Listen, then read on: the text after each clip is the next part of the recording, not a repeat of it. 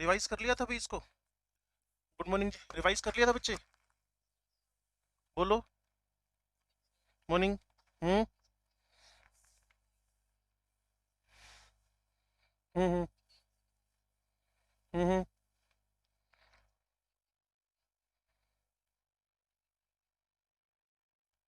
नहीं, वही ऑर्डर आएगा, उसमें क्या अप्लाई कर रखा है? आंसर गलत हो गया होगा ये तो।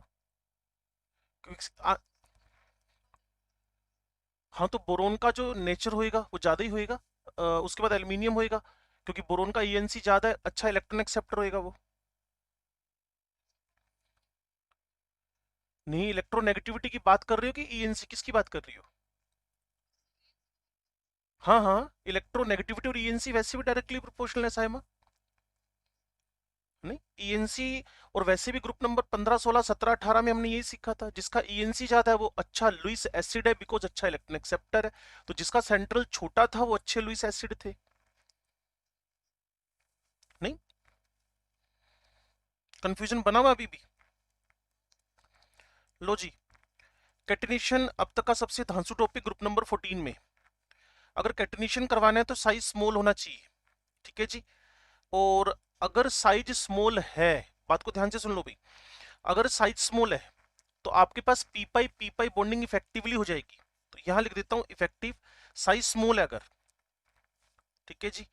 लेस और इफेक्टिव आपके पास पाई बॉन्डिंग हो जाएगी, या पी पाई बॉन्डिंग हो जाएगी। तो कैटिनेशन अगर आपको बढ़ाना है तो साइज स्मॉल होना चाहिए, ये ज्यादा ये कम। और अगर साइज कम है तो इफेक्टिव आपके पास पी पाई बॉन्डिंग या पाई बॉन्डिंग होने वाली है। ये सारी बातें। इसके अलावा कैटिनेशन बढ़ाना है तो वैलेंसी भी ठीक ठाक हो तो कैटिनेशन बढ़ जाएगा। कुल मिलाकर सबसे धांसू बात तो अब ये आएगी, जितना ज्यादा बोन डिसोसिएशन एनर्जी होएगा उतना कैटिनेशन ज्यादा आएगा। जितना बोन डिसोसिएशन एनर्जी ज्यादा होएगा उतना कैटिनेशन ज्यादा आएगा। तो बात को समझ लें, कार्बन में 348 है, तो best tendency of the catenation किसमें हुई? कार्बन में। थोड़ा बहुत सिलिकॉन में मिल जाएगी, फिर जर्मेनियम, फिर आपके पास टिन के अंदर लेड में इम्पॉसिबल है, भूल ही जाओ उसको, तो मेटल है वैसे भी, ये लिखा है साफ। ठीक है, चलिए। पी पाई बॉन्डिंग की लाइनें कॉपी पेस्ट कर लो जो पीछे बताई थी मैंने आपको। इस पर बेस्ड एक वेरी गुड क्वेश्चन आपके पास आने जा रहा है। एक है आपके पास ट्राई मिथाइल अमाइन, एक है try silyl amine, tri methyl amine, try silyl amine. Now listen, इसके पास एम्प्टी डी ऑर्बिटल्स नहीं है। यहां आपके पास एम्प्टी डी ऑर्बिटल्स दिख रहे हैं, यहां आपके पास एम्प्टी डी ऑर्बिटल्स दिख रहे हैं, किसके पास? सिलिकॉन के पास। बस यहीं से पहला डिफरेंस, लोन पेयर आपके पास पड़ा है और इसका लोन पेयर डोनेट हो गया। ओके, तो पहली बात, इसकी हाइब्रिड स्टेट, तीन बॉन्ड पेयर, एक लोन पेयर sp3 है, ये भाई साहब sp2 है, क्योंकि इसका लोन पेयर डोनेट हो गया।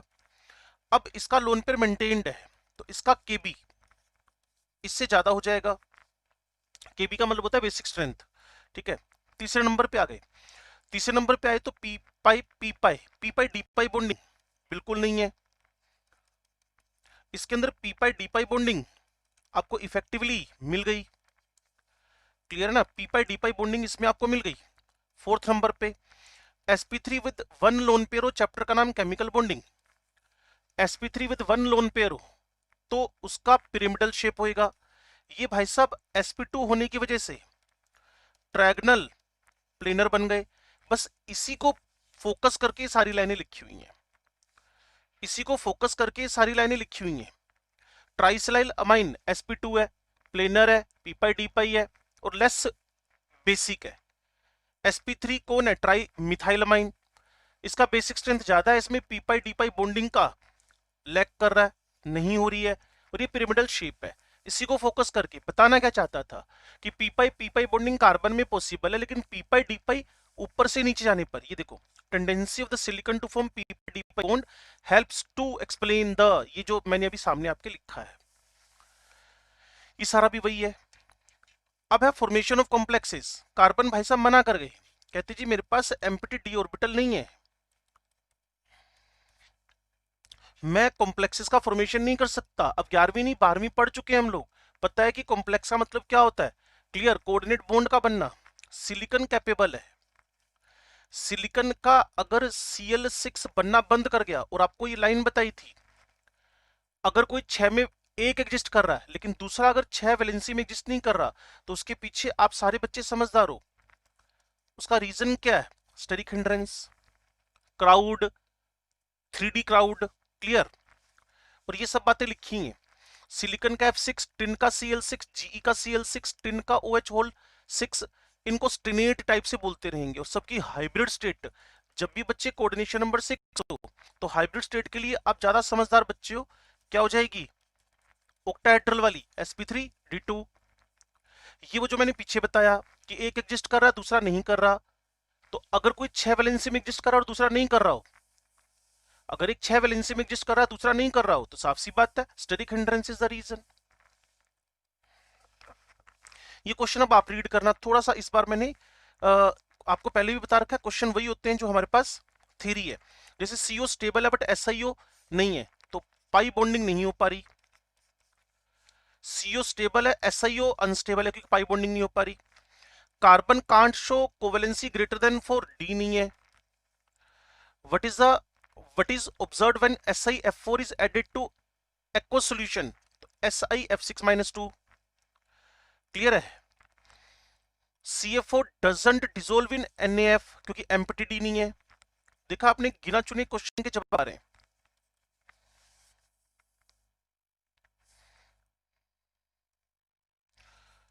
Why elemental silicon not form graphite like structure? Pi bonding नहीं है। सबके जवाब pi bonding, empty D, pi bonding, empty D। Explain why is there a phenomenon decrease in ionisation enthalpy from carbon to silicon? Size क्या कर रहा है? Increase. लो जी, अब है reactivity. All the element group number 14 oxygen से reaction करके ऑक्साइड बनाएंगे। एक MO, एक MO2, एक MO, एक MO2, एक बनाएगा MO, एक MO2। क्लियर। SI जो आपके पास O है, इसके पीछे मना किया था कि ये भाई साहब अनस्टेबल है। बिल्कुल ठीक है, लेकिन अगर मैं टेम्परेचर हाई कर दूं, अगर मैं टेम्परेचर हाई कर दूं, अगर मैं टेम्परेचर हाई कर दूं, तो ये भाई साहब एग्जिस्ट करेंगे आयनिक फॉर्म में, इलेक्ट्रॉन इलेक्ट्रॉन डोनेट करके। कोई ऐसे नहीं कह सकता कि इस फॉर्म में एग्जिस्ट कर रहा है ये, क्योंकि इसका साइज सिलिकॉन का लार्ज है। अगर आप मेरी बात को एग्जैक्टली पकड़ पा रहे हो तो carbon mono, carbon di. Clear. SiO बोलना था, बोल देते हैं जी, कोई दिक्कत नहीं है, बोल देते हैं SiO। क्लियर। लेकिन बोलेंगे किस फॉर्म में? हाई टेम्परेचर स्टेबिलिटी, और हाई टेम्परेचर मतलब इलेक्ट्रॉन इलेक्ट्रॉन निकलने से आयनिक फॉर्म में एग्जिस्ट किया। बाकी आपको बताया था इसका एक कोड, नेचर बताना हो जब, अगर याद है तो अच्छी बात है, नहीं तो मैं बोल देता हूं। नो वन इज बेस, इसमें कोई भी बेस नहीं है, नो वन इज बेस, इसमें कोई भी बेस नहीं है, नो वन इज बेस। ठीक है जी। अब मुझे हाइड्रोजन से रिएक्शन करवानी है। हाइड्रोजन से रिएक्शन करवाने में बस इतना समझ लो कि सबके hydride with formula MH4 exist कर रहे हैं, hydride with MH4 formula exist कर रहे हैं। नंबर 2, स्टेबिलिटी की बात करें तो आपको पुराना टोन याद आ जाएगा, फ्रेंडशिप बराबर वालों में अच्छी होती है।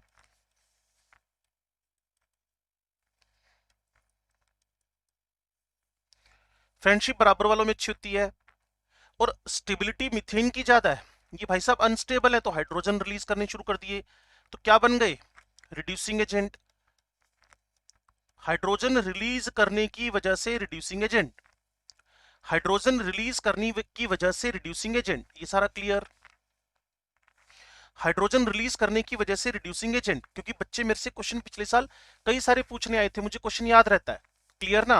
बच्चे कह रहे थे Pb+4 में तो ऑक्सीडाइजिंग एजेंट है, how the Pb+4 it is in the +4। मैंने कहा due to release of hydrogen it is the reducing agent. उसके बाद मेरे से क्वेश्चन पूछा गया, silicon form few hydrides whereas alkanes are. Simple सी बात है, वही एक तो Bd ज्यादा हो गई, कैटिनेशन वाली बात भी बिल्कुल परफेक्ट है क्योंकि बीडी कैटिनेशन से सीधा जुड़ गया।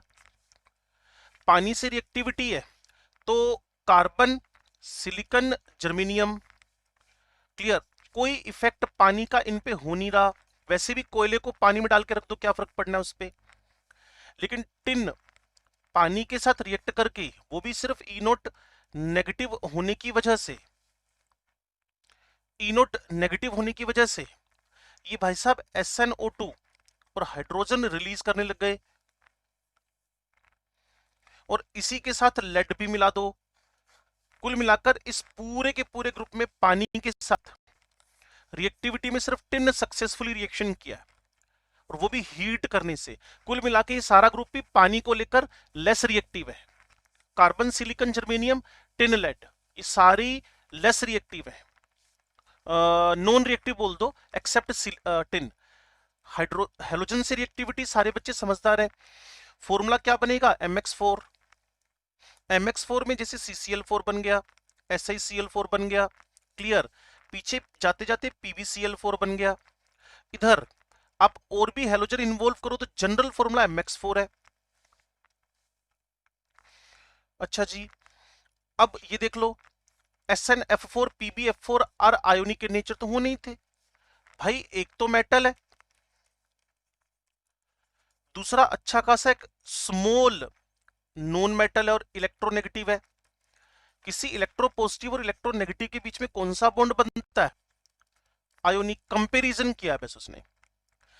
अब वो Pb पे आ जाएगा, वो बोलेगा PbCl4 PbBr4 PbI4, और इस पे आपकी नजर बनी रहनी चाहिए।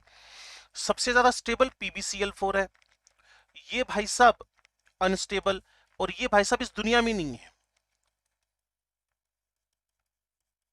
उसने कहा जी रीजन बता दो। मैंने कहा जी Pb+4 हाँ वेरी पावरफुल ऑक्सीडाइजिंग एजेंट। तुम्हारा पेपर कब है, 14। ओके जी ओके। और मेरे ख्याल में ये चीजें सीक्वेंस में समझ में आ रही होंगी, कोई दिक्कत तो नहीं है। इस सिंगल सिंगल लाइन एक्सप्लेन हो जाएगी तुम्हारी, क्लियर है। ये वेरी गुड ऑक्सीडाइजिंग है, ये वेरी गुड रिड्यूसिंग है, तो भाई साहब एक दूसरे के साथ रिएक्ट करेंगे करेंगे। हमारे इलेक्ट्रोड पोटेंशियल के accordingly iodide is very good reducing, और इस चैप्टर के accordingly Pb+4 is very good oxidising. तो इन भाई साहब ने रिएक्शन करके अपने आप को PbI2 में कन्वर्ट कर लेना है। एक रीजन तो ये हो गया जो आगे एक्सप्लेन कर रखा है ये वाला। दूसरा पता क्या हुआ, जो आपके पास Pb+2 था ना, उससे आयोडीन जब जुड़ा तो PbI2 बनने में जो एनर्जी रिलीज हुई वो इसका अगला इलेक्ट्रॉन अनपेयर करने में कैपेबल नहीं है। वो उनका अगला इलेक्ट्रॉन अनपेयर करने में कैपेबल नहीं है, अनपेयरिंग ऑफ इलेक्ट्रॉन में कैपेबल नहीं है। दैट्स वाई Pb+4 नहीं बन। और क्यों नहीं है आपको भी पता है, बच्चे सारे समझदार हैं। NH2 Np2 इस पे क्या लग जाएगा, हाई इफेक्टिव न्यूक्लियर चार्ज। तो क्वेश्चन तो अगर ढंग से देखो तो इतने पेजेस में मेरे को हाइलाइट बनाने के लिए बोला उसने। मैंने कहा MX4। कहते जी आयनिक कौन होएगा, मैंने कहा बच्चे ना रट्टा थोड़ी मार के जाएंगे, अपने आप कर लेंगे। कैसे कर लेंगे, वेरी सिंपल, कि अगर कोई पूछेगा Pb का और कार्बन का F4 है, Pb का F4 है, तो कार्बन का F4 तो कोवलेंट बना पड़ा, क्योंकि कार्बन से कोवलेंट बॉन्डिंग हो रखी है, और मेटल नॉन मेटल में आयनिक बना पड़ा। और फिर लेड के बारे में स्पेशली, तो PbF4 आयनिक हो ही गया था Cl4, फिर आपके पास Br4, फिर I4। I4 इस दुनिया में नहीं रहा। क्यों नहीं रहा, क्योंकि एक स्ट्रॉन्ग ऑक्सीडाइजिंग एक स्ट्रॉन्ग रिड्यूसिंग के साथ इकट्ठा एग्जिस्ट नहीं कर पाएगा, जैसे एक एसिड बेस के साथ एग्जिस्ट नहीं कर पाएगा। रिएक्शन होनी फिक्स है। ये ऑर्डर ऑफ स्टेबिलिटी हो गया बच्चे।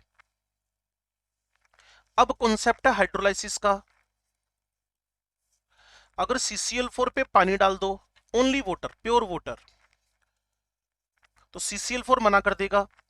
लेकिन CCl4 का आप समझदार हो, पिछले साल तो आपको ये समझ में नहीं आया होगा, हाइड्रोलाइसिस नहीं हो रहा। लेकिन अगर मैं एल्कलाइन हाइड्रोलाइसिस करवाऊं तो सारे बच्चे समझदार हैं। यहां OH, यहां OH, यहां OH, यहां OH, याद आ रहा है, SN रिएक्शन बच्चे। हमारा organic chemistry alkyl aryl halide, जब मैं CCl4 का एक्वस NaOH से रिएक्शन कराता हूं तो सारे के सारे Cl हटकर OH OH OH आते हैं, फिर पानी निकलेगा एसिड बेस रिएक्शन से, और फाइनल आंसर आपके पास इस NaOH की प्रेजेंस में Na2CO3। इसके तो आरपी असाइनमेंट में क्वेश्चन भी थे। What happens when the CCl4 is hydrolyzed in aqueous alkaline medium? Your answer should be K2CO3। लेकिन जनरल बात करें तो इसके पास एम्प्टी डी का लैक था, तो सीधे पानी के साथ CCl4 को हाइड्रोलाइज नहीं किया जा सकता। जबकि SiCl4 के बारे में सारे समझदार हैं बच्चे। सेंट्रल से जाकर एक लोन पेयर जुड़ गया, -HCl हो गया, कार्बन सिलिकॉन 6 वैलेंसी तक जा सकता है ना पुत्र, अभी बताया तो था। SiF6-2 एग्जिस्ट करता है इस दुनिया में। तो SiCl ClClOH, अगली बार फिर क्लियर। तो कुल मिलाकर OH OH OH OH, अगर एसिड बेस रिएक्शन से एक पानी निकल गया तो ये फाइनल SH2 SiO3 वाले फॉर्मूले पे चला जाएगा। और जितने बच्चे क्लास में बैठे हैं सब इसका नेम भी जानते हैं, इट इज सिलिसिक एसिड।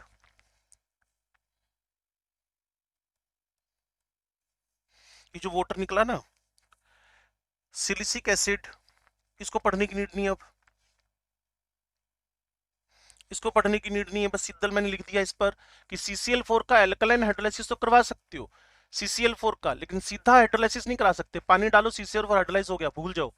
और SiCl4 के सिलिकॉन के पास एम्प्टी डी पड़े थे, दैट्स व्हाई वाटर का O वहां जाकर कोऑर्डिनेट बॉन्ड बना गया।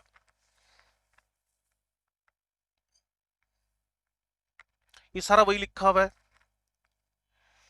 टेट्राहेलाइड्स of all elements, group 14 except carbon, वो तो पता ही था। अगर सिंपल बोलते ना कि CCl4 के पास CF6- हो सकता है, CCl4 CCl6-2 हो सकता है, वो भूल जाओ कैसे हो सकता है, कॉम्प्लेक्स ही नहीं बनाता वो।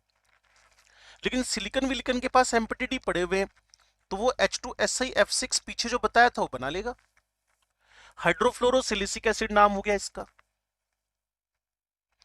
फिर ये इनर्ट पेयर इफेक्ट की बात कर गया कि टेट्रा तो बनते ही हैं, डाई भी बनते हैं। मैंने कहा क्यों बनते हैं, कहते जी इनर्ट पेयर इफेक्ट, और टॉप से बॉटम ये वाली टेंडेंसी इंक्रीज करेगी। अगर आप मेरे को एग्जैक्टली सुन रहे हो तो आपको बातें भी समझ में आ रही होंगी।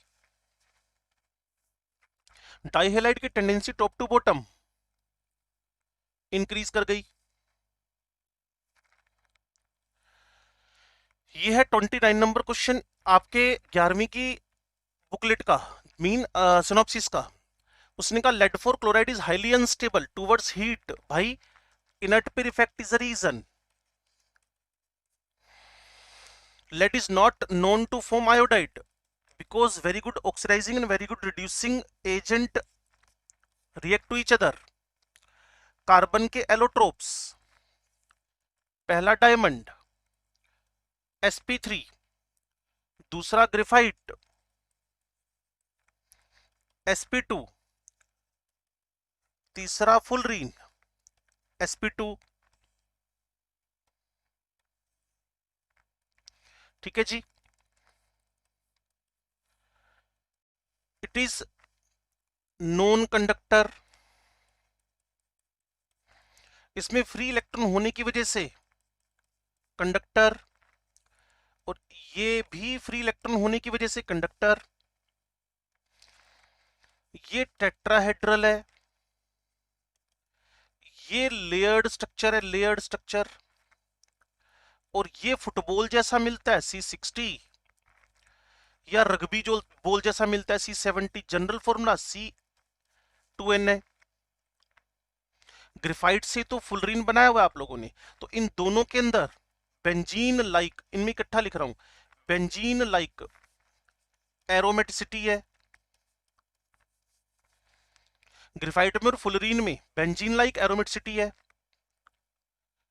ये लेयर्ड स्ट्रक्चर है, तो इसको ड्राई लुब्रिकेंट के फॉर्म में भी यूज करते हैं। किसको, ग्रेफाइट को। डायमंड अगर रिफ्रैक्टिव इंडेक्स ना बढ़ाओ तो एब्रेसिव यूज करते हैं इसको, डायमंड को। जितने भी अब तक हार्ड सबस्टांसेस नोन है उसमें डायमंड का नाम है। हे जनता सो गई क्या? चलो जी, तो पहला था मेरे पास कौन, डायमंड। इसमें जितनी भी बातें हो सकती हैं सारी मैंने आपको बता दी हैं। रेडियस ऑफ कार्बन 77 pm है, तो पक्का carbon carbon bond distance in the diamond just double 154 हो जानी है। प्रॉपर्टीज में बताया था हाई एमपी वाला है, 3D है, very difficult to break. Graphite की बात की तो ये बेंजीन लाइक स्ट्रक्चर है। जो लेयर की बॉन्ड लेंथ है 141 है, जो दो लेयर्स के बीच के जैसे कॉपी के पन्ने होते हैं ना आपके, उनके बीच की डिस्टेंस 340 m है। स्लाइडिंग आसान है, फ्री इलेक्ट्रॉन है इसलिए कंडक्टर है। Opaque good conductor. Chemically more reactive क्योंकि इसके पास क्या पड़ा हुआ है, एक अनपेड इलेक्ट्रॉन। ग्रेफाइट केमिकली ज्यादा रिएक्टिव है केमिकली, लेकिन थर्मोडायनेमिकली ग्रेफाइट।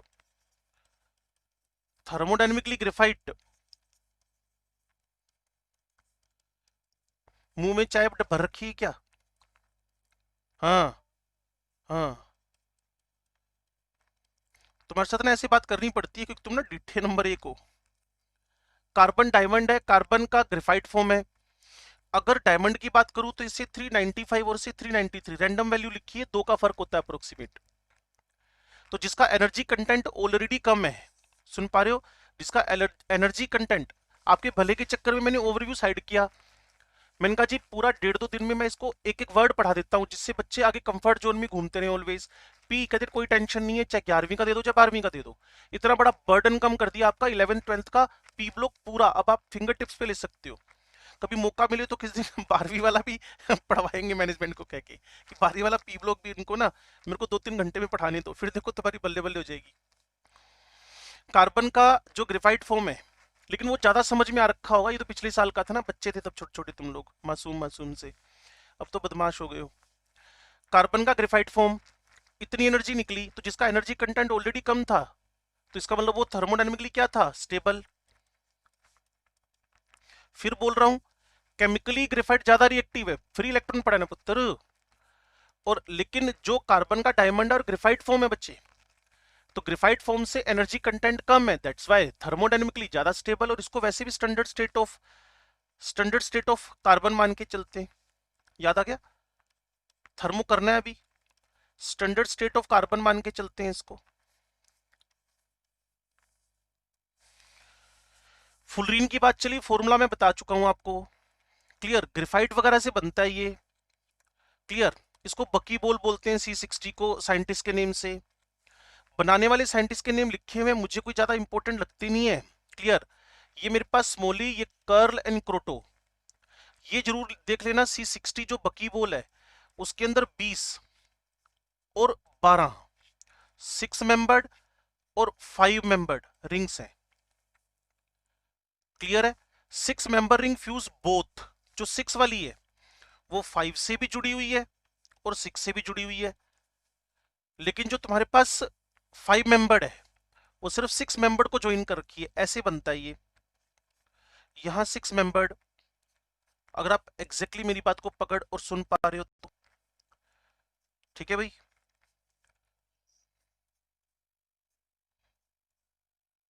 क्लियर है, तो ये 1 फेस हो गया, ये हो गया इधर ना। तो इसीलिए बोला है कि 6 मेंबर्ड 5 और 6 दोनों को ज्वाइन करेगी। अब आगे ये वाली 5 को भी ज्वाइन कर रखी है, 6 को भी ज्वाइन कर रखी है, लेकिन 5 वाली अकेली 6 को ज्वाइन कर रखी है, ये यहां लिखा हुआ है। लो जी, उसने कहा sp2 पहले लिख दिया था पहले पेज पे, एरोमेटिक करेक्टर पहली पेज पे लिख दिया था, क्लियर ना। जो है ही C60 उसमें 60 वर्टिक्स ही होंगे।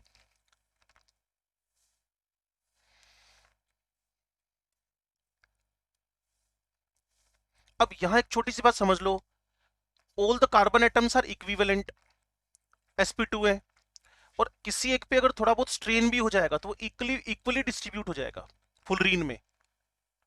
तो इसीलिए ये वाला मॉलिक्यूल क्वाइट स्टेबल है, जबकि ग्रेफाइट केमिकली रिएक्ट कर लेता है। ये फुटबॉल बन गई C60, ये रग्बी बॉल बन गई C70। C70 अगर लिखोगे तो वही हरकत वापस करो जो पीछे की थी, क्लियर ना। 25-12 उसके वो वाले 12 तो सेफ ही पड़े ना। 2012 है या 2512 है, तो 12 कौन है आपके पास? 5 मेंबर्ड। और 25 कौन है? 6 मेंबर्ड। फुलरीन के अंदर डेंगलिंग एंगल नहीं है, सरफेस वाले बॉन्ड नहीं है, स्ट्रेन नहीं है, नो स्ट्रेन। किसी को डेंगलिंग एंगल समझना है तो वैसे मैंने आपको बताया था, डेंगलिंग एंगल मतलब सरफेस पे जो एंगल्स होंगे कोई स्ट्रेन नहीं है, दैट्स वाई ये प्योर फॉर्म में मिलता है, ज्यादा रिएक्टिव नहीं होता।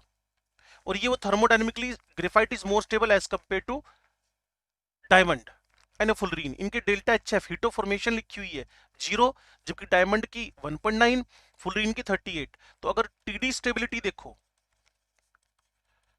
टीडी स्टेबिलिटी देखो तो graphite, diamond, then fullerene.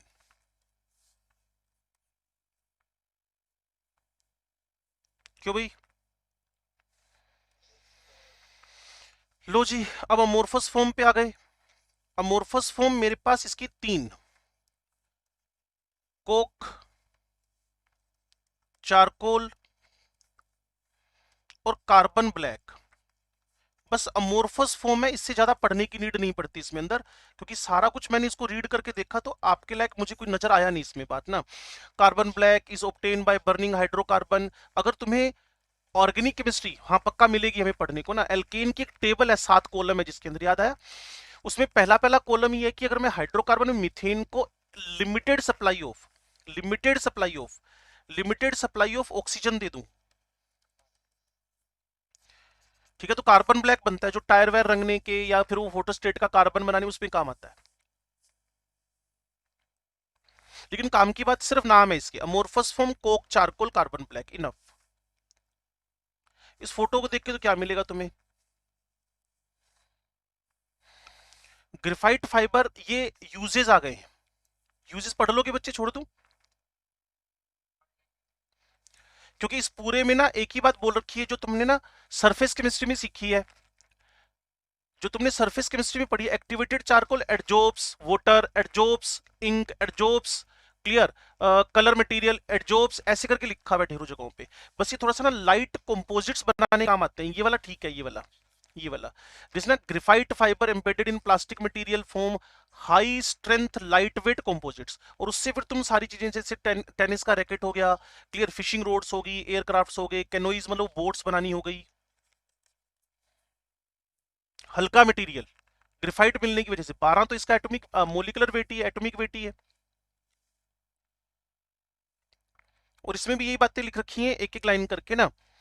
Black pigment है carbon black, diamond precious stone है, बस इतना इतना अंडरलाइन किया करो, काम वाली बात, ठीक है। ग्रेफाइट क्ले में मिक्स करके लेड पेंसिल बनती है, डायमंड अब्रेसिव यूज होता है, ग्रेफाइट ड्राई लुब्रिकेंट यूज होता है।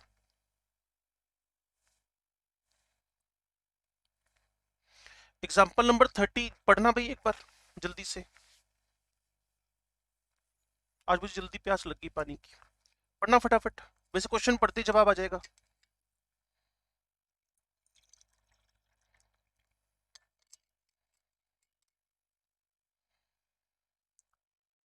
ज्यादा देर नहीं लगा दी?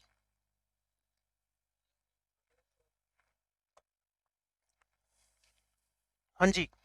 सम important compounds of carbon and silicon. Oxides of carbon वैसे मैंने आपको क्लास में पहले भी 3 ही करवाए थे, carbon di, carbon mono, carbon di, carbon sub. Carbon का जो कार्बन मोनो है, कार्बन डाई है, कार्बन ट्राई है, कार्बन सब, इसका नाम है कार्बन सब, कार्बन सब ऑक्साइड। और आप तो वैसे इसके एक्सपर्ट हो, याद आ गया कुछ? चैप्टर का नाम रेडोक्स, एक्चुअल ऑक्सीडेशन नंबर वाला कॉन्सेप्ट, ठीक है भाई। और ये तुम्हें पता ही है ट्रिपल बॉन्ड है, अच्छा लीगेंड है, ये तुम्हें पता ही है। कार्बन डाई 12वीं पढ़ने के बाद तो और आसान हो जाता है 11वीं का वाला पी ब्लॉक।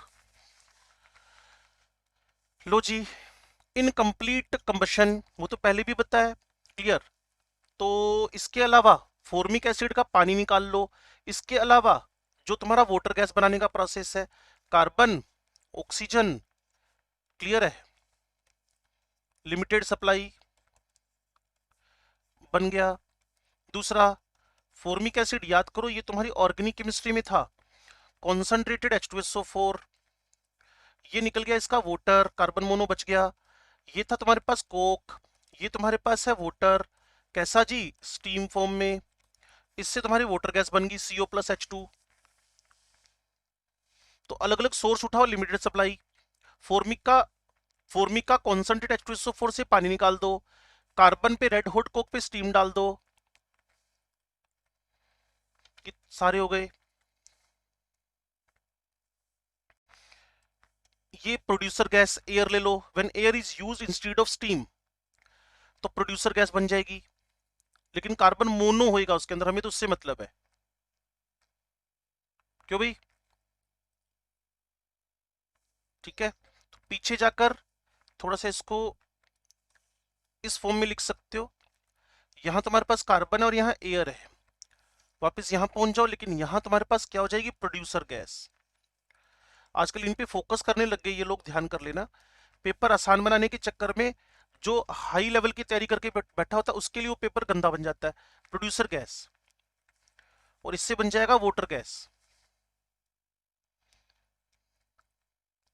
स्ट्रक्चर बता ही दिया था, ट्रिपल बॉन्ड है, 14 इसका 14 इसका सम ऑफ इलेक्ट्रॉन है, भाई साहब न्यूट्रल है, कलरलेस ऑर्डरलेस है, लेकिन हाईली पॉइजनस है। इस पूरी बात को सिंपल लिख दूं, Hb plus carbon mono, clear, reaction less reversible है, मोर फॉरवर्ड है। HbCO जो नेचर वाइज वेरी स्टेबल है, और इसीलिए इसको हमने टॉक्सिक बोल दिया, जहरीली गैस बोल दिया। ये पूरे का कंक्लूजन ये पड़ा। और इसकी स्टेबिलिटी अगर देख लो, 300 times more as compared to HbO2, बात खत्म। क्यों भाई?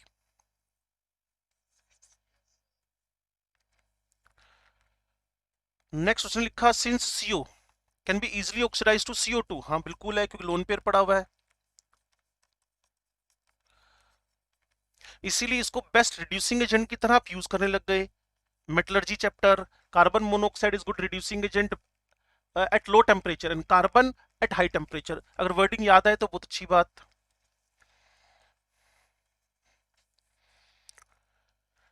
इसके अलावा भाई साहब इस लोन पेयर की वजह से दुनिया के सबसे अच्छे लिगेंड भी हैं, इससे अच्छा लिगेंड तो हमें कोई मिल ही नहीं पाया था।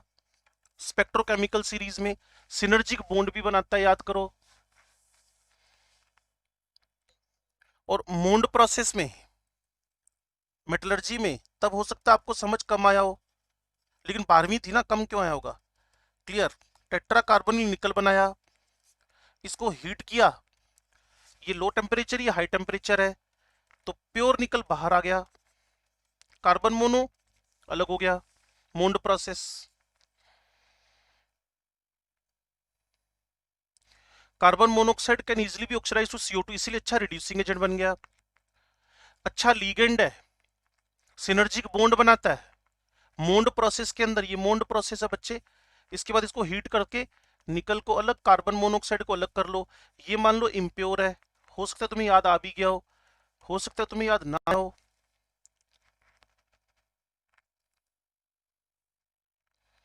कार्बन डाई बनाने का तरीका, अब लिमिटेड की जगह पे सप्लाई बढ़ा देना, कैल्शियम कार्बोनेट को हीट कर देना, ये सारा डन हो जाएगा। Methane, ethane, propane, butane hydrocarbons को बर्न करवा देना, CO2 बन जाएगी। भाई साहब sp हाइब्रिड होने की वजह से लीनियर है,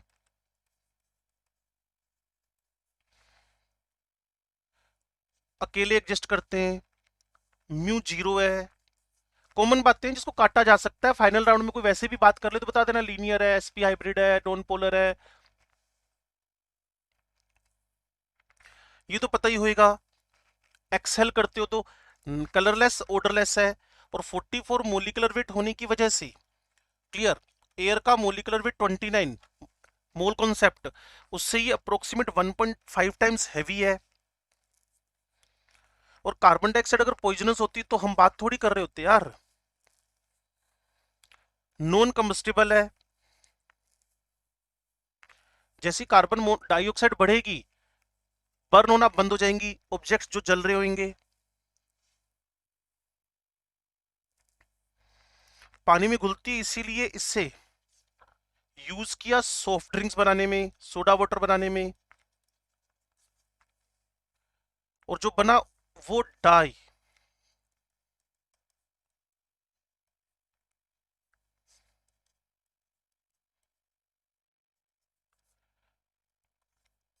बेसिक एसिड है।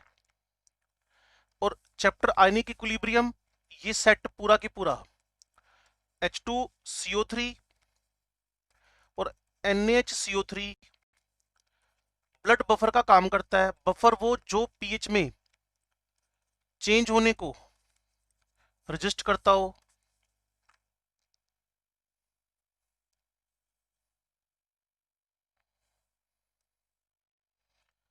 Uses artificial respiration, dry ice, यही लिख लेना बस, ड्राई आइस या कार्बन डाई ऑक्साइड आइस, ये कार डाइस, कार्बन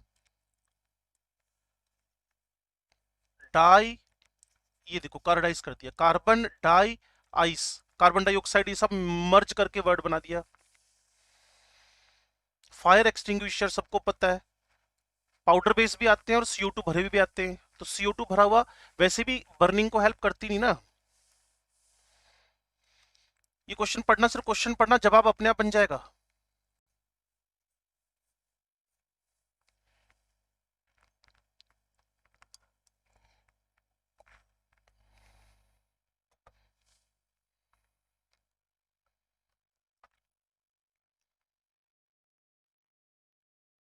हाँ भाई,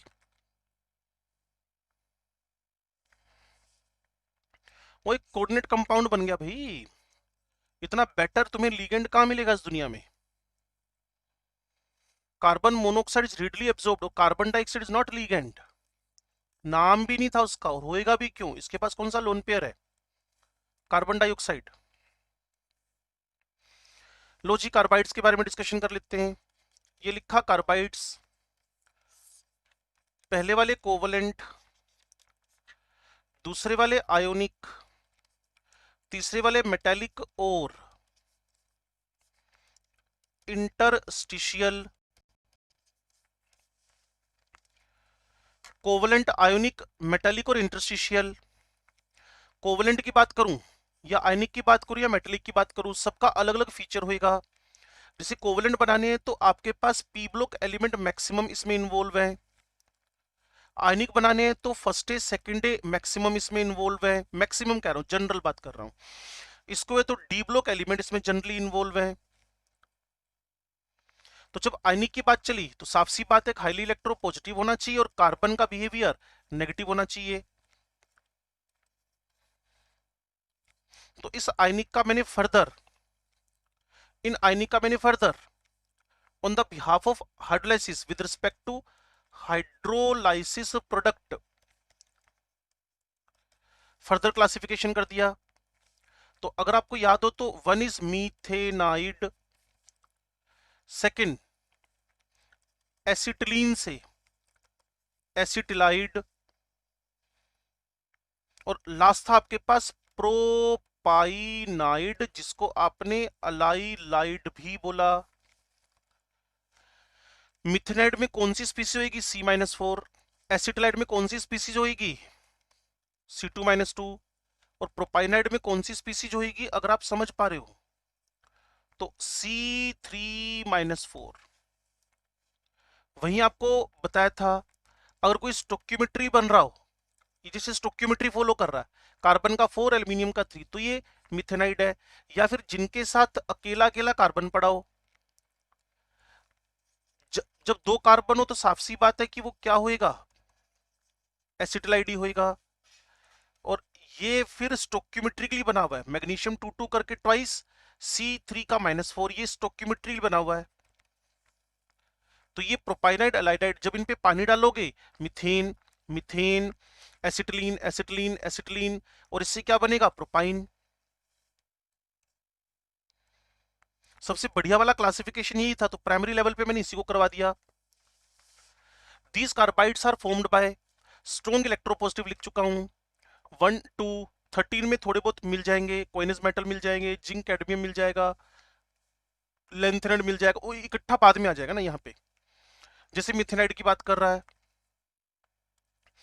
जैसे आपने कहा beryllium carbide, aluminium carbide, CaC2 BeC2 MgC2, इसके तो 2 देखकर ही आंसर दे दो कि इथाइन ही बनेगा। और इसमें Mg+2 2 बार और C पर -4, कलेक्टिवली आपके पास क्या बन गया, Mg2C3 प्रोपाइन बन जाएगा, जिसको अलाइलाइड बोल रहे हो आप। कोवलेंट कार्बाइड्स की बात करूं तो साफ सी बात है, ये ऐसे हैं जैसे ये हो गया कार्बोरंडम, लाइक डायमंड, बस ऑल्टरनेट में आपको क्या लगाना है, सिलिकॉन। ये जाइंट होते हैं, बड़े बड़े मोलिक्यूल हैं ये वाले। Silicon carbide is also known as carborundum, carborundum, इसको कार्बोरंडम बोलते हैं। पॉलीमेरिक, और ये तो कोवलेंट का करेक्टर है। Thermally stable, extremely hard, high MP, technically inert, कौन, कोवलेंट कार्बाइड्स, जो जाइंट है, जो बड़े बड़े मोलिक्यूल हैं।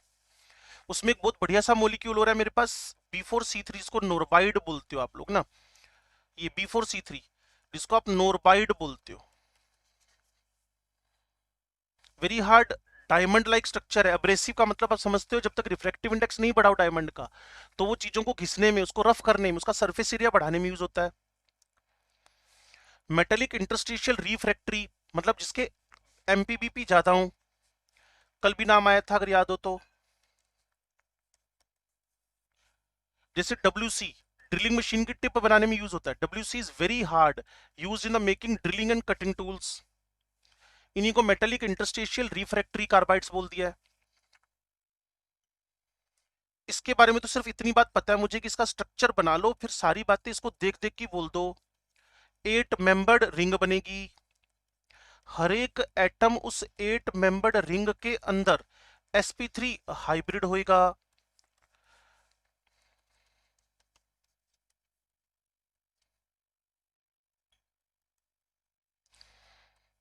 SiO2 SiO2 SiO2 SiO2 SiO2 SiO2, so it is SiO2 whole n। इसमें पाई बॉन्ड बन नहीं सकता था सिलिकॉन में, सिल में पाई बॉन्ड बन नहीं सकता था। जब पाई बॉन्ड बन नहीं सकता था, इस वजह से इसने क्या बना लिया है, जाइंट मोलिक्यूल। ये आपके सामने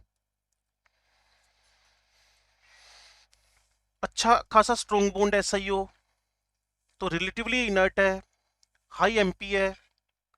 बस यहां जो आपने 12वीं क्लास में हेलोजन वाले ग्रुप में पढ़ा था ना, एचिंग ऑफ ग्लास, वो यहाँ एचिंग ऑफ ग्लास है।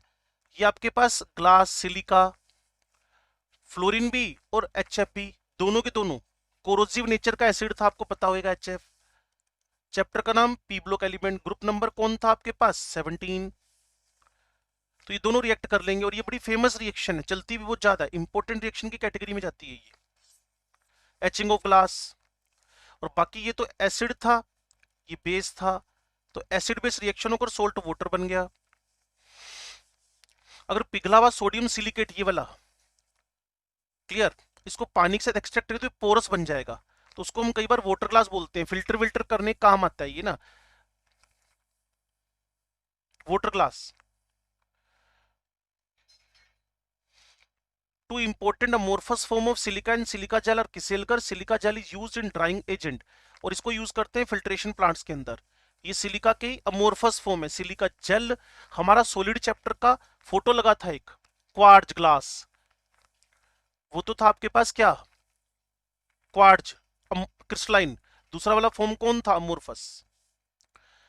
अब शुरू हो गया सिलिकॉन, दो ही टॉपिक बच्चे हैं बच्चे, सिलिकॉन एंड सिलिकेट, ठीक है जी। और ये चैप्टर हो जाएगा आपका एंड, यहां खत्म। पढ़ाऊंगी अपने आप पढ़ लोगे, पक्की बात। सिलिकॉन्स मेरे पास ऑर्गेनो सिलिकॉन पॉलीमर्स हैं, जिसमें R2SiO units repeat repeat repeat repeat होगी, पहली बात। और इसमें जो बॉन्ड मेरे को मिलता है SiO SI लिंक बार बार मिलेगा। ठीक है जी। कीटोन्स का सिमिलर होने की वजह से, कीटोन्स के जैसा ग्रुप होने की वजह से इसमें भी एक सफिक्स हमने जोड़ दिया है, क्या, ओन, तभी नाम क्या आ गया, सिलिकॉन्स। इसने कहा जी पहला स्टेप क्या है, मैंने कहा मेरी 12वीं क्लास का एल्काइल हैलाइड। कहते ठीक है, सिलिकॉन से रिएक्शन हुआ, क्लियर। डिपेंड करेगा अब एल्काइल हैलाइड की क्वांटिटी कितनी कंट्रोल करते हो। R3SiCl, क्लियर, R2SiCl2, RSi3 बन सकते हैं। और इनका फर्दर जब हाइड्रोलाइसिस करवाओ, ज्यादा तामझाम नहीं करना पड़ता इसके अंदर। तो इससे जो बनेगा, अगर याद करो, R3SiOH डाइमर बन के काम खत्म, इससे 2D बन जाएगा, और ये भाई साहब क्या बना देंगे, 3D। जो R3SiCl है वो सबसे इंपॉर्टेंट है। क्यों है पता चल गया होगा, ये चेन को टर्मिनेट करने के काम आता है। कोई चेन चल रही हो और पेपर में आप देखना बार बार यही क्वेश्चन पूछा हुआ है। पहले स्टेप में इनको बना लिया, दूसरे स्टेप में इनको हाइड्रोलाइज कर देगा वो। The silicon is prepared by the hydrolysis. तो पहले मैंने इनको बनाया पहले स्टेप में, दूसरे में इनको हाइड्रोलाइज कर दिया, कि देखो R2SiCl, ये OH आ गए, फिर वापस ही ज्वाइन कर गए। ये 3 था तो 3 साइड OH आ गए, ये क्रॉस लिंक बन गया, ये लीनियर बन गया। और फिर इसमें जो लाइन लिखी रहेगी, सिलिकॉन में भी obtained by oily, rubbery, resin, water repellent, क्योंकि आर पार्ट पड़े हुए हैं, इनर्ट। जैसे सिलिका था बच्चे, सिलिका था ना, सिलिका SiO2 होल है ना, ऑक्सीडेशन का, थर्मल डिकम्पोजिशन का, इस पे कोई अटैक ढंग से नहीं होता है, क्लियर। ऐसी इंडस्ट्री में यूज करेंगे जहां वाटर प्रूफ पेपर, टेक्सटाइल बनाने हो। सर्जिकल और कॉस्मेटिक प्लांट्स में भी इसको यूज करते हैं। प्लांट्स मतलब इंडस्ट्रीज। मैंने आपको बताया था, एक बार बच्चा पूछने आया था, सर ये कौन से प्लांट्स होते हैं, बोटनी वाले। मैं कहा नहीं नहीं, इंडस्ट्रीज की बात कर रहा है। सर्जिकल एंड कॉस्मेटिक प्लांट्स में यूज करते हैं इसको। और एक बहुत बढ़िया क्वेश्चन जो मैं बार बार चिल्लाए जा रहा हूं, R3SiCl चेन टर्मिनेटिंग है। What is the purpose of R3SiCl during the polymerization of organosilicons? ये टर्मिनेटर है, टर्मिनेटर।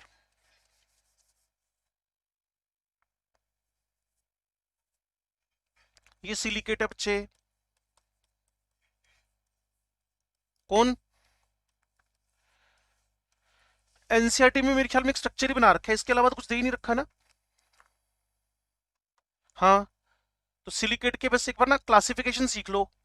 क्लासिफिकेशन ही मैंने OMPPS बता दिया था आपको,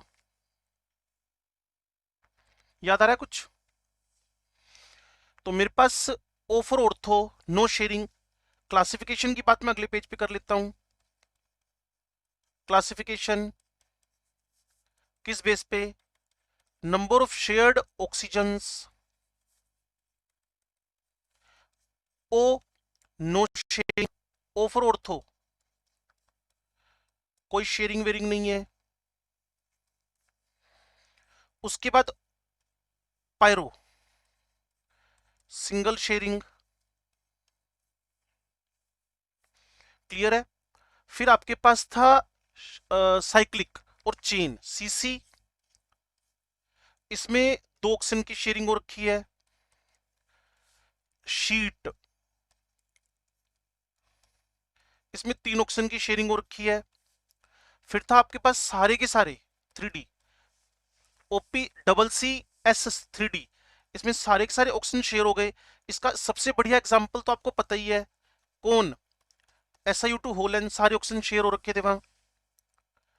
ऑर्थो में कुछ भी शेयर नहीं हुआ, तो ये भाई साहब इसी फॉर्म में है। पायरो में एक की शेयरिंग हुई। एक बात मैं आपको यहां बता दूं कि SiO4-4 sp3 hybrid, sp3 hybrid, SiO4-4 sp3 hybrid, tetrahedral, sp3 hybrid tetrahedral 109 degree के एंगल का स्ट्रक्चर है। जब आप शेयरिंग वेयरिंग करवाओगे, इसको पहले तो लिखने का तरीका और सीख लो। एक ट्रायंगल बनाकर उसके सेंटर में सिलिकॉन लिखना है और सभी को ऑक्सीजन का बॉन्ड दे देना है। सेंटर वाले को भी ये ऑक्सीजन का बॉन्ड दिया हुआ है। होता ये टेट्राहेड्रल है, नॉन प्लेनर है, लेकिन शो इसको प्लेनर फॉर्म में करना है। तो मान लो तुमने पायरो बनाना है, तो पहले 2 यूनिट्स लिखो, एक ऑक्सीजन की शेयरिंग करवा दी। जब इस जगह पे एक ऑक्सीजन की शेयरिंग हुई, ओ लिख दिया, ओ लिख दिया, ओ लिख दिया, ओ लिख दिया, ओ लिख दिया। यहां पर Si2O7, अब negative negative negative negative negative negative, समझ सुन पा रहे हो? -6, तो ये पायरो बन जाएगा।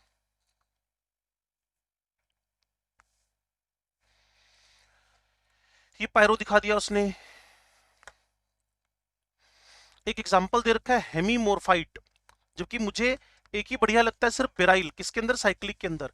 साइक्लिक और चेन भी देख लो भाई। आपको इसके अंदर साइक्लिक या रिंग, तो पहले वो बना दूं मैं।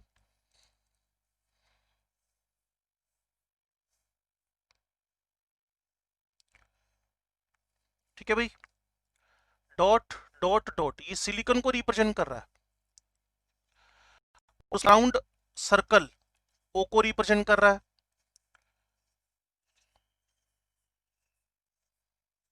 ठीक है जी, तो 3 तो सिलिकॉन हो गए, ऑक्सीजन 3 तो सेंटर में है, 3 इधर है। ऐसे चलो ना, ये 3, ये 2 है, और 1 2 3 4 इधर है। कुछ पता चल रही है बात मैं क्या कह रहा हूं? How many oxygen are here?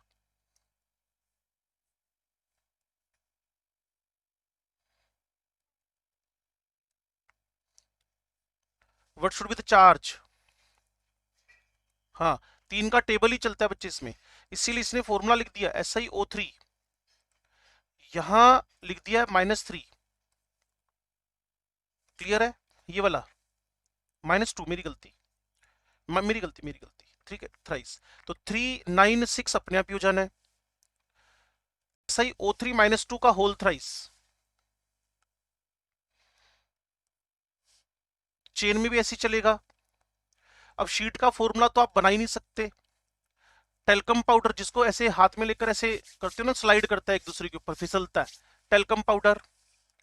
और ये ऑलरेडी आप कर चुके हो, तो बस इक्का दुक्का बातें ध्यान कर लेना कि जो बेराइल है वो साइक्लिक है। बेराइल बेराइल बेराइल साइक्लिक है। बाकी इसमें और कुछ खास, टेल्क हो गया, टेल्क शीट है। वैसे भी टेल्क का नाम दिमाग में आते ही पता चलेगा। हाथ पर ऐसे, वो कभी कैरम खेल हो ना, तो उस पर स्ट्राइकर को जब स्ट्राइक करते हो ना, तो वो फिसलता है। क्यों? क्योंकि टेल्क पे वो इजीली क्या कर सकता है? स्लिप कर सकता है। मेरे ख्याल में चैप्टर अब क्लियर हो गया होगा सारा। पक्की गल? चलो, अगले 16 मिनट में स्टार्ट हो रहा है स्टेटसोमीटर।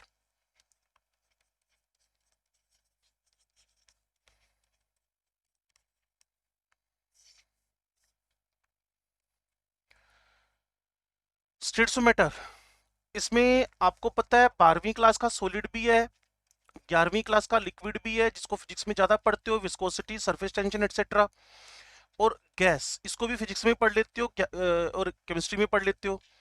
तो गैस में मैंने आपको बताया था, 1 is ideal, second is non ideal, मतलब रियल। आइडियल वो जो ऑलवेज गैस रहे, क्लियर, और गैस लॉज को ओबे करे under all conditions. Gas laws को ओबे करे अंडर ऑल कंडीशंस। और रियल गैस आइडियल बिहेगी, रियल गैस आइडियल बिहेव करेगी, रियल गैस आइडियल बिहेव करेगी, बट कब करेगी? रियल गैस आइडियल बिहेव करेगी बट कब करेगी?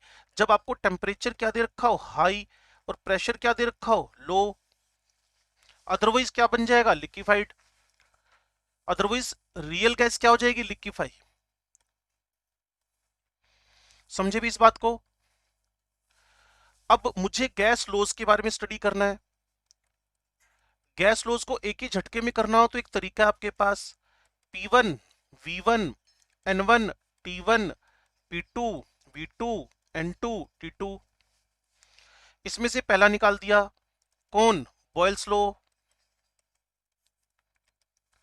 बॉयल्स लॉ में एन टी कांस्टेंट,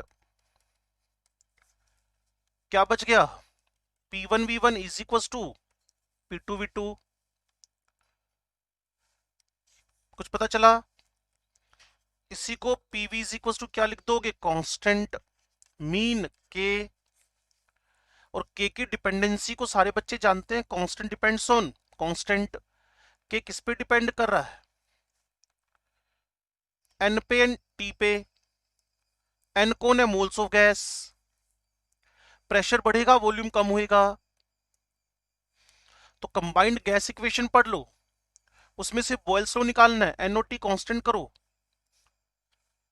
एन और टी कांस्टेंट करो, तो P1 V1 is equal to क्या आ गया, P2 V2। It is Boyle's law. Pressure बढ़ेगा वॉल्यूम कम होएगा, प्रेशर बढ़ेगा वॉल्यूम कम होएगा। क्यों भाई।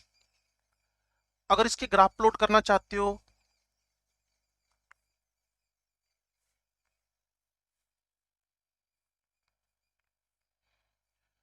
P versus V, P versus 1/V, PV versus P, P versus V का different temperatures, P versus 1/V का डिफरेंट टेम्परेचर्स। तो थोड़ा ज्ञान बांटो भाई। एक और बना देता हूं, PV वर्सेस P का डिफरेंट टेम्परेचर्स। तो कौन ज्यादा, T1 T2 T3 में से, T1 greater than T2 greater than T3। पता चला कैसे। हाँ जी, मान लो वॉल्यूम कांस्टेंट ले लिया, तो जिस प्रेशर ज्यादा है, प्रेशर और टेम्परेचर एक दूसरे के डायरेक्टली प्रोपोर्शनल है। प्रेशर ज्यादा ये वाला, तो टेम्परेचर भी ज्यादा। अच्छा इसकी बात करो जल्दी से,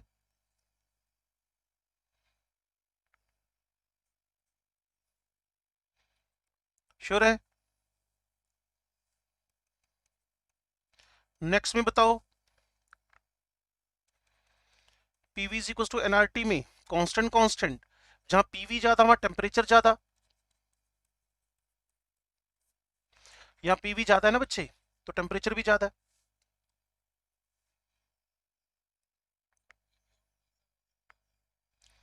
पीवी का, ये लास्ट वाला पीवी वर्सेस पी, ये वाला, हाँ ये सेम ही हो गया लास्ट और ये वाला। सुन बच्चे, पीवी इज इक्वल टू क्या होता है, एनआरटी। और पीवी इज इक्वल टू क्या होता है आपके पास, एन भी कांस्टेंट, आर भी कांस्टेंट, टेम्परेचर भी कांस्टेंट, तो के। तो जब तू पीवी वर्सेस पी का ग्राफ प्लॉट करेगा, प्रेशर बढ़ाता जाएगा, वॉल्यूम कंपनसेट करता जाएगा। प्रेशर कितना ही बढ़ा ले, वॉल्यूम कंपनसेट करके आइडियल गैस के लिए, आइडियल गैस के लिए पीवी की वैल्यू क्या पड़ी रहेगी, कांस्टेंट। समझ गया ना। P1 V1 is equal to P2 V2, N भी कांस्टेंट, आर भी कांस्टेंट, टी भी कांस्टेंट। Any confusion, sure. चलो अब मैं एक बार पीछे जाकर देख लूं कि मेरे को इससे रिलेटेड और क्या बात, इसका differential form, PV is equal to क्या लिखा हुआ है, K PdV plus VdP is equal to 0। dp dv is equal to minus v dp। अब इसको जैसा मन करे लिख दो, जैसा मन करे मतलब जैसा मन करे इसके अकॉर्डिंगली, क्योंकि तुम्हारा मन का पता नहीं कैसा भी कर सकता है। तो v by p by dp लिख दो, माइनस v बाय dv लिख दो। तो इसको ध्यान करना है, प्रीवियस पेपर्स में आ रखा है क्वेश्चन। ठीक है, अभी प्रेशर की यूनिट्स और वॉल्यूम की यूनिट्स मेरे ख्याल में आती होंगी आपको, के की डिपेंडेंसी आपको पता ही होगी। और क्या बातें इसमें हो सकती हैं, p वर्सेस 1/v, तो ये जो इसका स्लोप है वो k के बराबर है,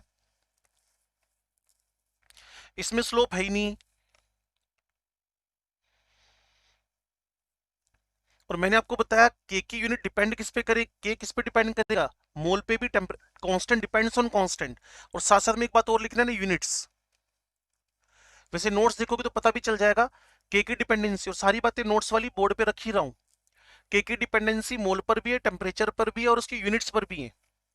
किसकी यूनिट्स पर, प्रेशर वॉल्यूम की यूनिट्स पर। p और v की यूनिट बदल दोगे तो k की वैल्यू भी तो बदल जाएगी ना। मान लो तुमने लीटर एटीएम लिखा है, इसकी जगह पर तुम लोग लीटर को मिलीलीटर कर दो, और उसको उधर न्यूटन पर मीटर स्क्वायर कर दो, या न्यूटन पर सेंटीमीटर स्क्वायर कर दो, या डाइन पर सेंटीमीटर, कुछ भी मतलब इस टाइप का चेंज करोगे ना, तो k की वैल्यू बदल जाएगी ना बच्चे। हे महान जनता, क्या ये बात आपको समझ में आ गई है? चलो, कोई कंफ्यूजन? चलो, अब इसमें कुछ इक्का दुक्का और मेरे को दिमाग, क्योंकि सबसे ज्यादा टाइम इसी पे लगता था हमारा, और मैं नहीं चाहता कुछ मिस हो जाए इसमें से। याद करो, इधर था आपके पास P1V1, P2V2 या P3V3, अलग अलग गैसेस, अलग अलग वॉल्यूम, अलग अलग pressure, but should be non reactive. Non reactive gases हैं आपके पास। अब उसके बाद सबको मिक्स कर दिया, वोल्व्स हटाकर जितने भी ये पार्टीशन थे सारे हटा दिए, तो आपके पास फाइनल प्रेशर निकलने का तरीका, मुझे तो अब इसके साथ सॉल्यूशन चैप्टर और याद आ गया। PV is equal to P1V1 plus P2V2 plus P3V3। Volume का डिवाइड मार, और वॉल्यूम क्या है आपके पास, सारे वॉल्यूम्स का सम है। याद आ गया क्वेश्चन, जो तुम्हारे असाइनमेंट के लेवल 2 में, मतलब सेकंड वाला पार्ट होता है, वहां डाला हुआ है इसको, इंपॉर्टेंट मानते हुए, डिफिकल्ट मानते हुए। Nothing is difficult. P1V1, P2V2, P3V3। Confusion बोलो बच्चे? वैसे मैं बॉयल्स को जल्दी खत्म करने के चक्कर में हूं नहीं, मैं इसमें अपने दिमाग में सर्च कर रहा हूं कि और मैं क्या बता सकता हूं इससे रिलेटेड। ये सारे ग्राफिकल आइडियाज हो गए। पीवी वर्सेस ये क्या, हाँ ठीक है, पीवी वर्सेस पी जो भी होना था, PV1/V, ठीक है। चलो, बॉयल्स के बाद उसके बाद क्या लिखना पड़ेगा आपको? नंबर 2, चार्ल्स लो। वापिस P1V1 N1T1, P2V2 N2T2। हाँ भाई, क्या क्या कांस्टेंट करना है, ताकि कंबाइंड गैस इक्वेशन लगा दें इस पर। क्या करना है, मोल,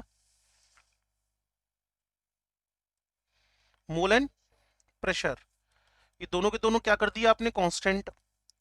तो कांस्टेंट करती, मोल कांस्टेंट हो गया, प्रेशर कांस्टेंट हो गया, मोल कांस्टेंट, प्रेशर कांस्टेंट। V1/T1,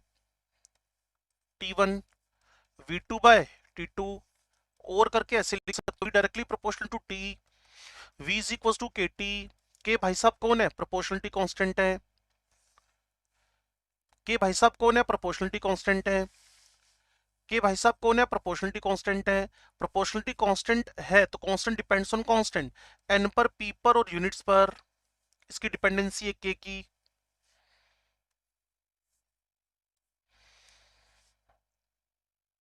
अगर आप पी ब्लॉक वापस नहीं पढ़ोगे ना आज दिन में 1 घंटा, तो साफ हो जाएगा ये।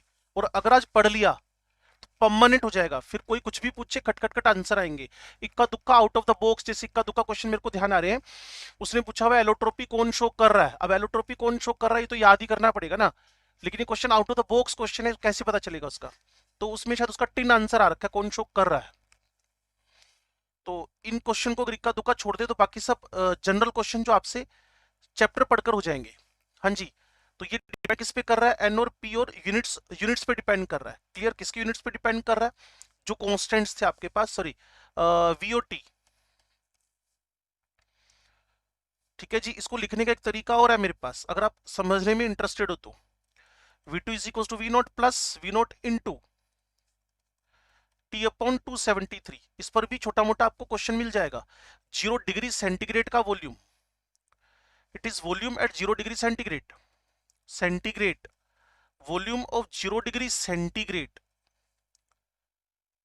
तो आपसे पूछ लेगा वॉल्यूम 5 डिग्री पे बताओ, तो कुछ नहीं करना, 0 डिग्री का वॉल्यूम पुट करना है जो दे देगा सामने वाला, फिर 0 डिग्री वाला पुट करके इनटू, और ध्यान करना है प्लस माइनस है, बढ़ने से बढ़ेगा और घटने से घटेगा, बढ़ने से बढ़ेगा घटने से घटेगा। सुन पा रहे हो भी क्या बोल रहा हूं? तो इसी का दूसरा वर्जन, ठीक है जी। और अब अगले पेज पे इनके ग्राफ्स के बारे में सोच लेते हैं जी। V वर्सेस T क्या बनेगा, लेकिन यहां केल्विन लिख देना, नहीं तो पंगा हो जाएगा, क्योंकि 0 केल्विन पे थर्मोडायनेमिक्स क्या बोलती है, थर्ड लॉ ऑफ थर्मोडायनेमिक्स क्या बोलता है, सब कुछ फ्रीज होने वाला है, kinetic energy, all type of motions as well as emotions, सब जीरो हो जाएगा। 0 केल्विन कभी गेन ही नहीं होता है, ऐसा तो बोलते हैं वो लोग, लेकिन मान लो हाइपोथेटिकली -273 डिग्री सेंटीग्रेड आ गया, थर्ड लॉ ऑफ थर्मोडायनेमिक्स, तो सब कुछ खत्म। तो जब हाइपोथेटिकली 0 केल्विन कर दिया तो वॉल्यूम हाइपोथेटिकली क्या हो गया, 0। लेकिन यही ग्राफ अगर मैं V वर्सेस T का डिग्री सेंटीग्रेड के साथ बना दूं, तो आप अगर थोड़ी सी भी समझदारी दिखाओ तो यार 0 डिग्री सेंटीग्रेड है और यहां -273 डिग्री सेंटीग्रेड है और यहां आगे कितना भी हो सकता है।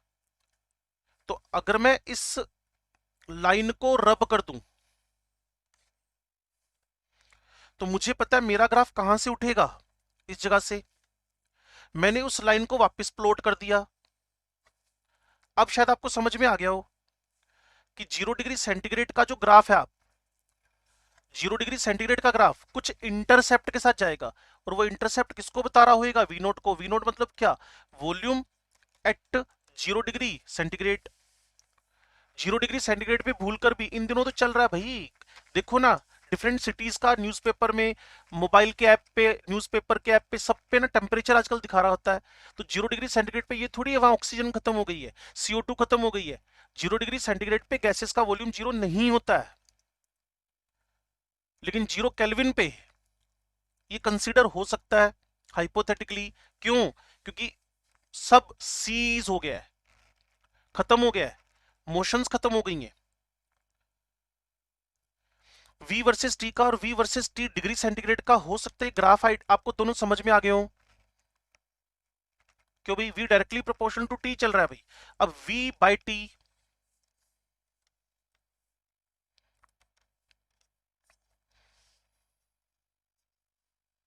दसो क्यों भी देवेश सिंह, समझ में आई बात? PV equals to NRT, clear है। V by T NR by P, constant, constant ये बच्चों ने मुझे बताया था कांस्टेंट रखा है। अब सोचो आप NRP बदल देते हो तो K भी बदल जाएगा।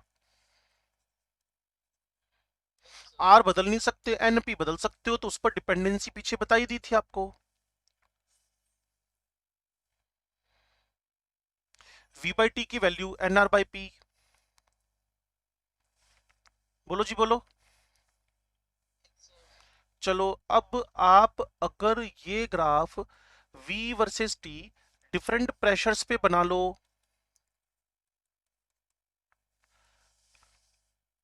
तो वही फंडामेंटल अप्लाई करो। टेम्परेचर कांस्टेंट कर दिया, ये ज्यादा वाला वॉल्यूम है, ज्यादा वाला कम वाला वॉल्यूम है, सबसे कम, और वॉल्यूम और प्रेशर एक दूसरे से क्या होते हैं, उल्टे। तो P2 सबसे कम, फिर P1, फिर क्या होएगा P3।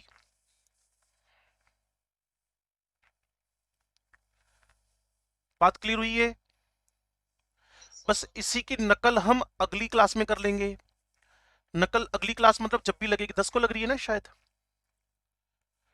तो उसमें उसमें उसमें उसमें हम लोग ना एन वी कर देंगे, P one by P1 P2 by T2 कर देंगे, P डायरेक्टली टू T कर देंगे, यहाँ एन वी यूनिट्स कर देंगे पीओटी की, यहाँ PT P note into T upon 273 कर देंगे, यहाँ ग्राफ बना देंगे P वर्सेस T का, P वर्सेस T का, P बाई T और P का। क्लियर? यहाँ P वर्सेस T का और वॉल्यूम पूछ लेंगे। ये कौन बन जाएगा? गेलुसेक।